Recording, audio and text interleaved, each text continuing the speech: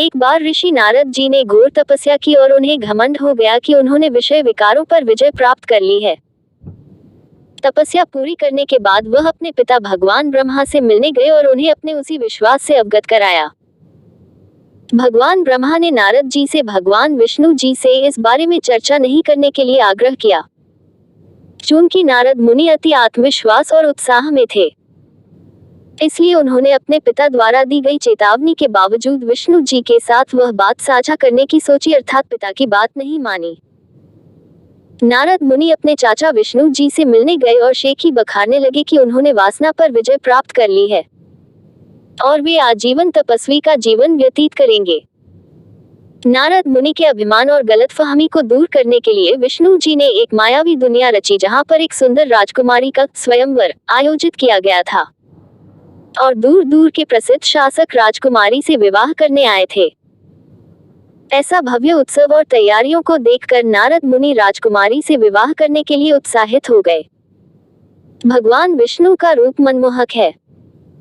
नारद जी ने विष्णु जी को याद किया और उनसे उनका हरि रूप उन्हें प्रदान करने के लिए इच्छा जाहिर की। संस्कृत में हरि का अर्थ बंदर होता है।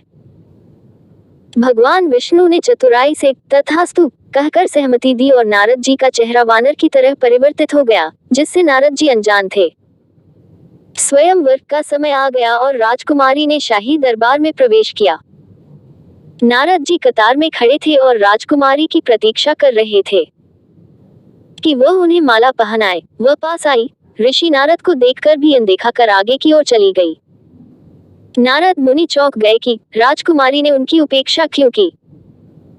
दूसरा मौका देते हुए नारद मुनि एक और पंक्ति में आगे बढ़े, जहां राजकुमारी को अगले पल पहुंचना था। दूसरी बार भी राजकुमारी ने नारद जी को नजरअंदाज कर दिया। तब उनके पास खड़े किसी व्यक्ति ने नारद जी के बंदर रूप का मजाक उड़ाया, जिससे नारद मुनि नाराज हो गए। तब उग्र नारद मुनि ने भगवान विष्णु को श्राप दिया, तुम अपनी पत्नी के वियोग में एक पूरा मानव जीवन व्यतीत करोगे और मेरी ही भांति वियोग का दर्द झेलोगे और बंदर जैसे मुख वाले प्राणी तुम्हारी मदद करेंगे। पुण्य आत्माओं, यहाँ साधकों को ब्रह्मकाल के भयंकर जाल को समझने की आवश्यकता है। वह धोखेबाज है, वह इस तरह की रणनीति निभाता है।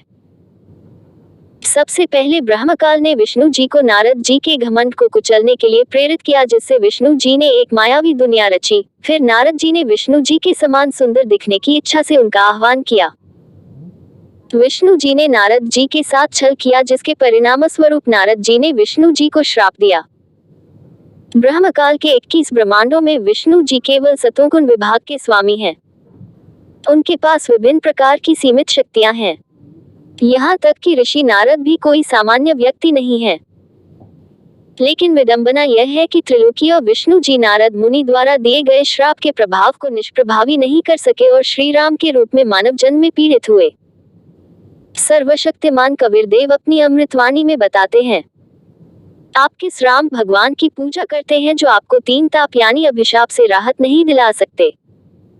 ये दर्शाता है कि उनकी पूजा का तरीका सही नहीं है और वे सर्वोच्च नहीं है। हमारा रिमोट कंट्रोल कसाई काल के हाथ में है, जो हमारे कर्मों को बिगाड़ता है और फिर 84 लाख जीवों की प्रजातियों में दर्द सहन करा के हमें अपने लोक में भी प्रताड़ित करता है। यहाँ तक कि विष्णु भगवान भी इससे नहीं बचे हैं। महत्वपूर्ण 3 ताप यानी अभिशाप केवल सद्गुरु की शरण लेने और सत्य भक्ति करने से ही निष्प्रभावी होते हैं। सद्गुरु भक्ति मार्ग में महत्वपूर्ण भूमिका निभाते हैं। यहाँ तक कि भगवान राम और भगवान कृष्ण ने भी गुरु धारण किए थे। सर्वशक्तिमान कबीरदेव सूक्ष्म वेद में बताते हैं, श्री राम और श्री कृष्ण 3 लोक के स्वामी थे। उन्होंने भी गुरु धारण किया और अपने गुरु की अनुमति से अपने सभी कार्यों को पूरा किया, भक्ति भी की और अपने मानव जन्म को अभिप्रायपूर्ण भी बनाया। रामचंद्र जी को गुणों के प्रतीक के रूप में चित्रित किया जाता है। इसके अलावा इस कहानी के माध्यम से हम ये भी अध्ययन करेंगे कि भगवान विष्णु पर नारद मुनि के श्राप का प्रभाव शैतान ब्रह्मकाल द्वारा कैसे उनके मानव जन्म रामचंद्र जी पर रचा गया था।